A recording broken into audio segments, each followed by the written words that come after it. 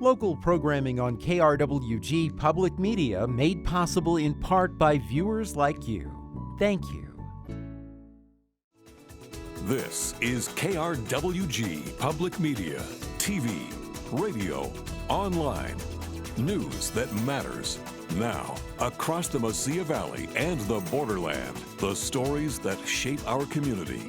From the KRWG Broadcast Center at New Mexico State University, this is Newsmakers. Thank you for joining us on this edition of Newsmakers. I'm Madison, Staten.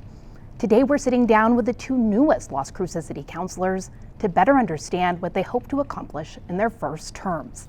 To start, we welcome District 3's Becky Graham. Thank you for joining us today. Thank you so much. I'm really pleased to be here. Absolutely. Well, let's begin with your professional background. What previous experience has prepared you for your new role as a city councilor?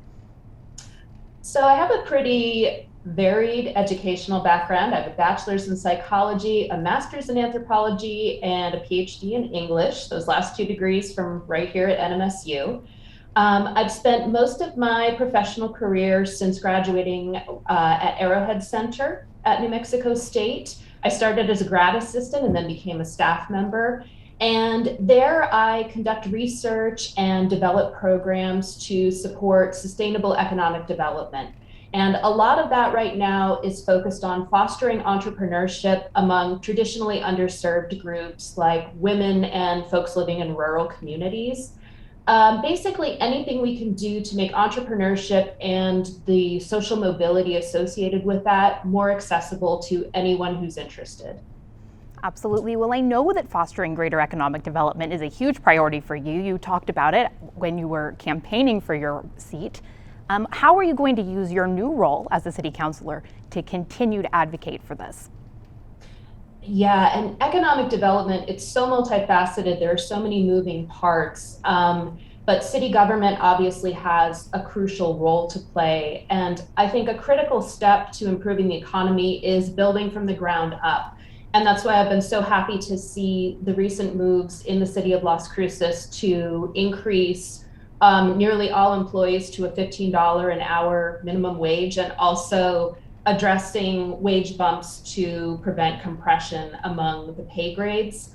And this is a way not only just to recognize the value that these workers are bringing to our community, but letting them participate more fully in the economy, and also giving them maybe some of the breathing room they know they need to pursue opportunities to continue to grow their own earning power.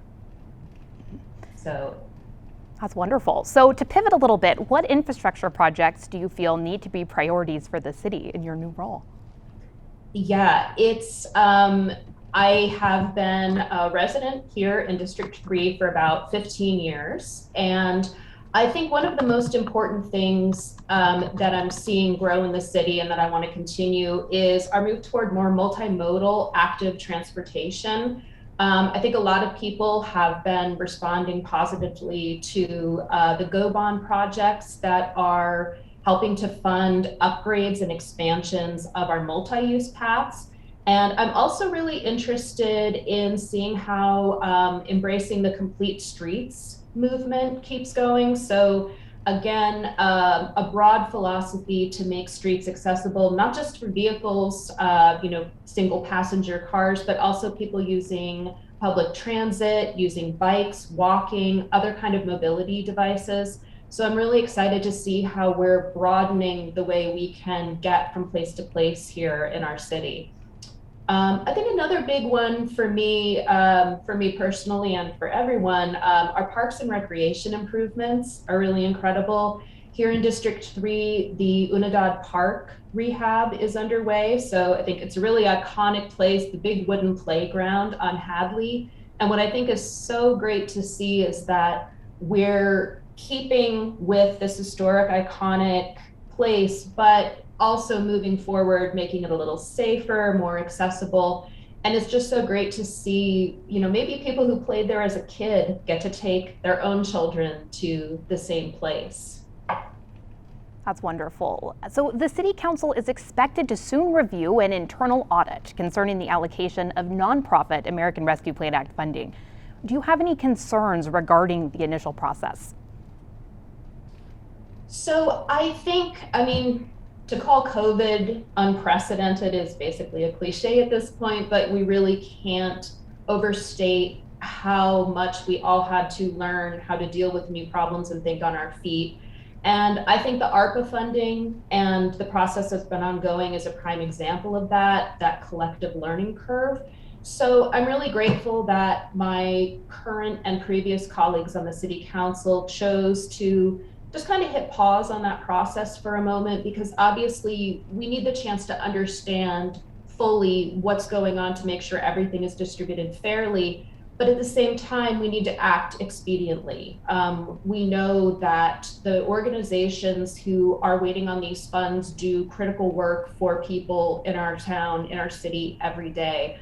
So I think balancing the need to be completely fair, completely transparent, making sure we all understand the process with moving ahead, forward thinking and getting that money out there. I think that we're going to strike a good balance on that. Mm-hmm. So what would be your message to nonprofits who might feel that they got the short end of the stick here when they were applying for these funds? That I think every person on the city council is committed to taking a hard look at the process, making the tweaks necessary, but making sure that you are not going to have to wait too long to learn the outcomes. Mm-hmm. So the council recently reviewed a semi-annual police audit. What were some of your key takeaways from this? Yeah, that was really interesting. That was my second city council session. And I think overall, I left feeling very optimistic, not just with how the police department is handling the internal audits, but also their commitment to participating and collaborating in a system that's going to give us the predictability and accountability that we all deserve. We, not just the council, but every resident of this city. I really appreciated the detail and specificity in the report, and recognizing that it was just, volume one of many to come. But I like the fact that we're going to be able to use these data points to identify patterns and themes that are going to continue to improve the process, not just how things are being done, but how we're overseeing. So are there any changes that you personally want to see being implemented on the force? I think that everything that I would like to see, I feel is well in motion. My primary commitment is to as much community policing as possible.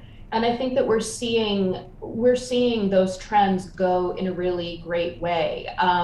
I'm also enjoying seeing the involvement, even in a voluntary sense, of the police department with the community. Another District 3 highlight, and one that's very close to my own heart, is the Police Athletic League Sammy Burke Youth Boxing Gym. I actually trained and fought at that gym when I was in my younger 30s. Fun fact about me, people are like, oh, politics is a fight. I'm like, oh, I've been in fights. So we recently did a great facelift to that building to get it ready for better participation when the health restrictions allow us. And so many community officers and other police department, fire department, businesses, community members, all coming together to work on something for our youth. And that's, to me, it's not just what the service is doing when they're on shift, it's what they're doing in the community as volunteers and as fellow citizens. So with 2 city council meetings already under your belt, what more, what are your key takeaways so far? So far, and the council meetings are a great kind of focal point, but myself and Councilor Corran have been going through the orientation and onboarding process. And I think what is really the highlight, this is a huge job. It's a lot to learn. And the way that the city has come together to support us and bring us up to speed has been incredible. It's a little breathtaking sitting there in the chambers for the first couple of times, and there are cameras. But yeah, we feel very supported by our fellow city employees and team members. That's wonderful to hear. So what mark are you hoping to leave on the city council during your first term? Yeah, I've been thinking about that a lot, obviously, and I think the mark that I want to leave is probably not going to be very visible or maybe particularly newsworthy, but I'm measuring progress for myself this first year with how many people I can meet, how many connections I can make, and how many stories I can hear from the constituents of District 3 particularly, but of course from anyone in the city. And I've been really honored to have so many folks reach out to me so far, people who had interacted with my predecessor, Councilor Vasquez, kind of tying up loose ends for me and letting me know what they're seeing in their neighborhoods, in their schools, in their jobs. So the more people I can meet and the more I can learn from the folks who are out living in my neighborhoods every day, that's my mark for the first year, I hope. And finally, what do you hope that our audience understands about you? What is that key takeaway from our message today? That I am learning on my feet, that I am anxious for input from my constituents, from citizens of Las Cruces, and overall that I think myself and the rest of the city council, we're here to listen to you, to know what's going on in your lives, and to help in any way we can. Well, thank you so much for joining us. Thank you. And now we turn to a package from KRWG's Noah Race, which takes a look at the trustworthiness of the voting process right here in Doña Ana County. Doña Ana County Clerk Amanda Lopez-Askin oversees and conducts voting in the county. She says her office strives to make the system trustworthy. So there are tried and true, many decades processes in place connected to elections, and as election statute gets updated, we update our processes, and it's a uniform process that's followed by all of the county clerks all over 33 counties in New Mexico.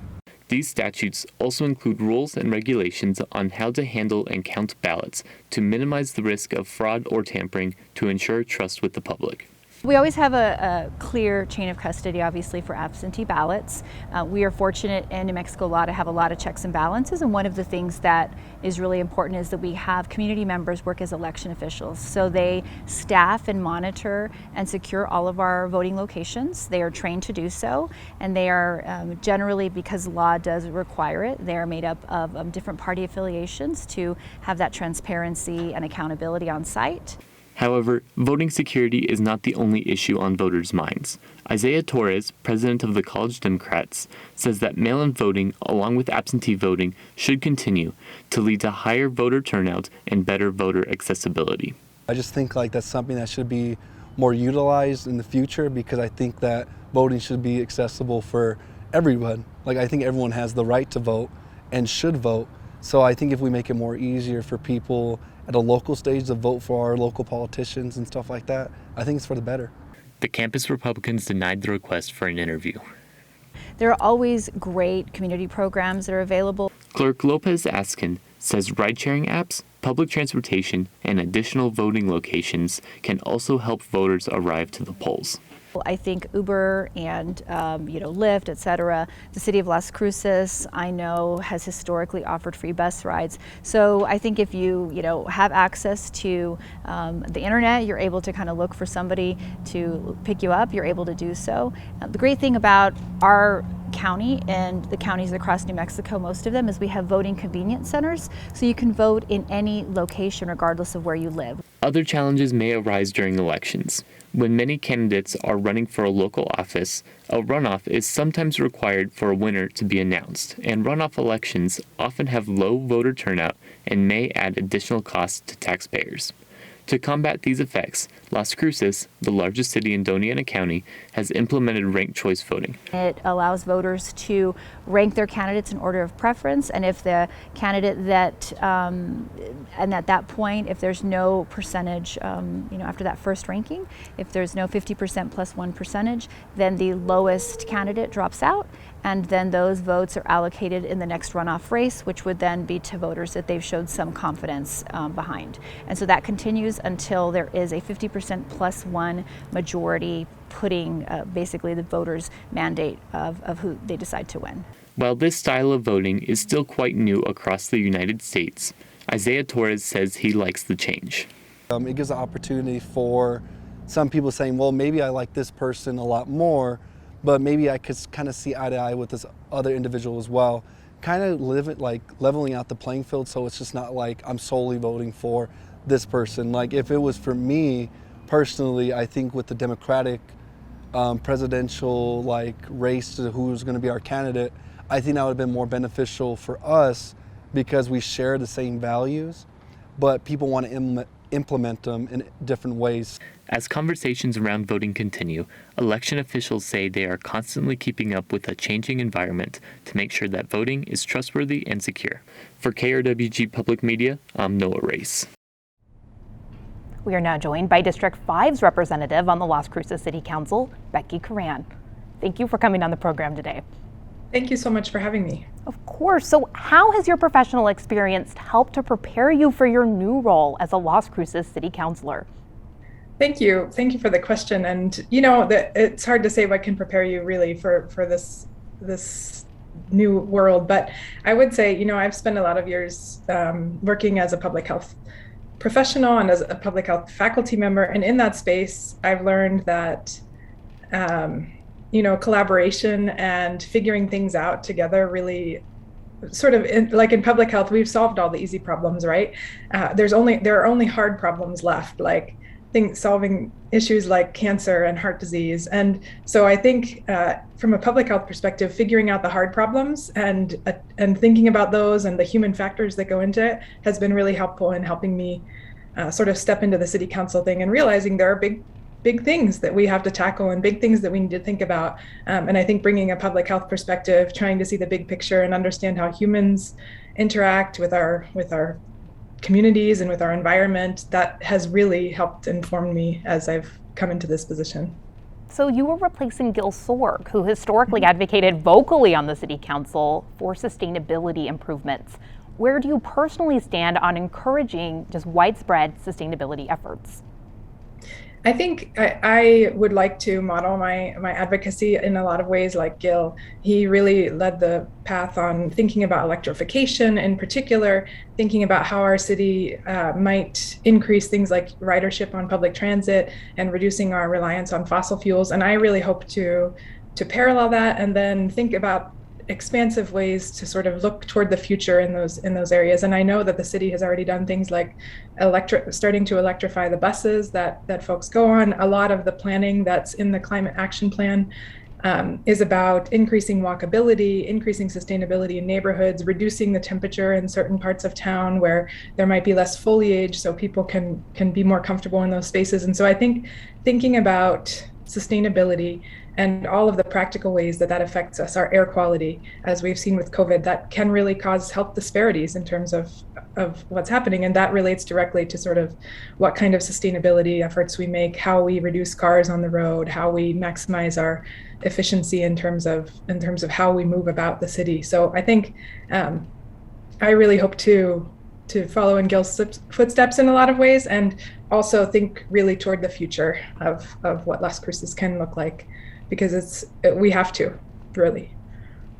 So what specific sustainability priorities do you think the council needs to focus on moving forward? I think implementing both the climate action plan, which has been heavily sort of discussed at a community level and really articulates a lot of goals, in particular related to city planning, the way that we design streets and neighborhoods, and we're really moving toward that, but making sure that we follow through on all the codes that relate to that, and then increasing things like people's access to ride their bikes, walk to places. I live in a part of town where even though I only live about a mile from work, I would not feel particularly comfortable walking to my workplace or riding my bike to my workplace. And that's something that really, that's my personal experience. And I know that a lot of people experience that, and increasing both the capacity in terms of and safety of our streets for activities like that, but then also sort of a bit of a culture change so that we can be thinking more about things like in our community, in our very local community, what services do we have, what access is available, is there housing that is accessible to the places that we need to be, and all of that. So I think that in planning, especially in District 5, which is really where a lot of growth is happening, there's a lot of opportunity to emphasize sustainability. And then longer term, thinking about decreasing our reliance on fossil fuels, having homes that are not dependent on gas, and focus more on electricity, increasing capacity, community solar when that state legislature priority comes down, really making sure that the community can tap into that. Those are some pretty pressing things that I think we can do in the immediate short term. And just overarchingly, what are some infrastructure projects that you feel need to be priorities for the city? You know, I think infrastructure-wise, while District 5 is growing at a remarkable rate, I think thinking about this at a city level is really important as we come together as councilors. I am really excited about the El Paseo Solano Corridor project. I'm hopeful that, you know, I just have been learning about things like how we revitalize the downtown and the types of decisions that were made over the course of, 15 years to think about how to increase walkability, make businesses feel comfortable there and succeed in that region. I think we can do something similar for the El Paseo Solano Corridor. And so I think collectively as a city, that will really be something infrastructure-wise that we can focus on and give a similar attention to that we did to downtown, which is now thriving and a lot of folks really enjoy going there. So that's wonderful. So what are ways that the city can work to address social inequalities exacerbated by the pandemic? I think we have an immediate opportunity to address social inequalities by leveraging the federal funding from the federal government, in particular the ARPA project, but also making sure that we're working together with community agencies that are really on the front lines, community organizations that are working with folks who are experiencing adverse outcomes from the pandemic. And that ranges from increased sort of housing instability that folks are feeling. And there are a whole bunch of factors that contribute to that, not only the pandemic, but also the housing crisis kind of as far as affordability, making sure that we have a strong connection to the agencies that are working on those issues, and that when we make decisions as a city, we're thinking about the folks who are least likely to come to city council and tell us what's going on with them, right? The folks who are most affected by the pandemic are the least likely to show up at our council meetings, but their voices matter, and there are many folks in Las Cruces who are struggling, and I've seen this in my classes at the community college that I teach. I know that students are coming to class, they're working, they're having to deal with transportation issues and get around the city. They're having to face sort of health insurance issues, having health insurance, not being able to pay for care, not having access to care. And so I think there are a lot of ways that the city's budget and the city's planning can really integrate sort of the big picture for making sure that those folks have things like access to transportation and access to affordable housing. Well, I know that the City Council is expected to soon review an internal audit concerning the allocation of nonprofit American Rescue Plan Act funding. What are your concerns about the initial process? My concerns, and I've looked through watched the City Council meetings and heard the conversations that are happening, and I do think that it's critical to think about how those dollars are going to get to the folks in our community. So really pressingly, I think it's important that we provide pandemic relief, and figuring that out. I do think that along the way, in a significant effort to really make sure that we're doing that, some parts of the process may have not been were not as transparent as they could have been, or perhaps didn't comply with different perspectives. It sounds like there's a lot of issues related to federal grants versus procurement versus how we distribute things and how we make decisions in terms of the city of Las Cruces, thinking about those things.